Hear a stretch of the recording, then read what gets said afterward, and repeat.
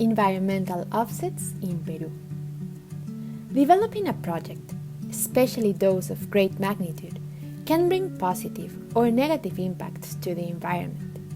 Unlike risks, impacts can be predicted, identified, and valued. Negative impacts require a qualitative and quantitative deep analysis and a strategy to prevent, correct, mitigate, rehabilitate, or compensate.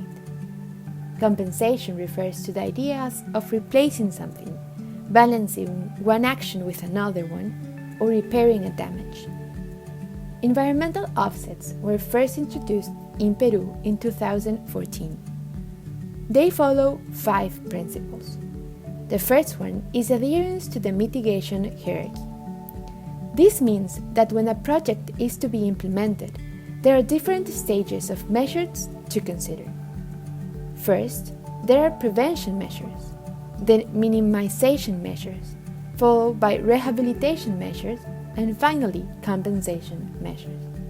There is an order to be followed, and environmental offsets are only proposed when there is no other way. The second principle is zero net loss of biodiversity and ecosystem functionality. This means that there should be a net positive balance between the environmental impact on biodiversity and the functionality of the ecosystem.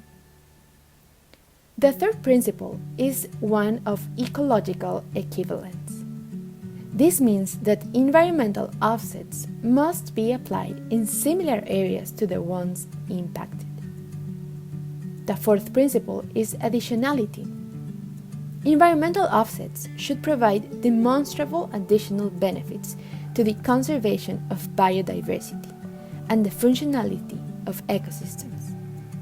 The final principle is that environmental offsets should be sustainable. This means that any measure should be applied by taking into account the ecosystem adaptive management approach. Not only as a goal, but there must be a guarantees to obtain the planned results. The question that emerges is this the ultimate panacea? Well, let's review again some of the principles. The first principle proposed that compensation should be only applied when there is no possibility of preventing, minimizing, or rehabilitating the ecosystem after experiencing the negative impacts of the project. This follows a development and growth paradigm that is so widely accepted. However, this is not the only way. Progress as something linear that must be embraced by every country is being increasingly questioned. Buen vivir in los Andes is, for example, a new alternative that presents a new set of values that seek to resist and respond to the hegemonic growth paradigm with a new, more simple way of living. Another principle is that of ecological equivalence. This follows a market logic, following the growing acceptance of green economy. It disregards the intrinsic value of each and every ecosystem and simplifies them to be only interchangeable pieces. Finally, the last principle refers to the sustainability of the offsets. The malleability of the sustainability term is sometimes used to justify anything.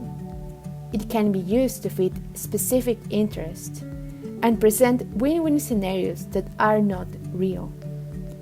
While it may sound attractive and benefiting to every actor involved, in reality, it may serve to advance economic growth without a real consideration of the environment.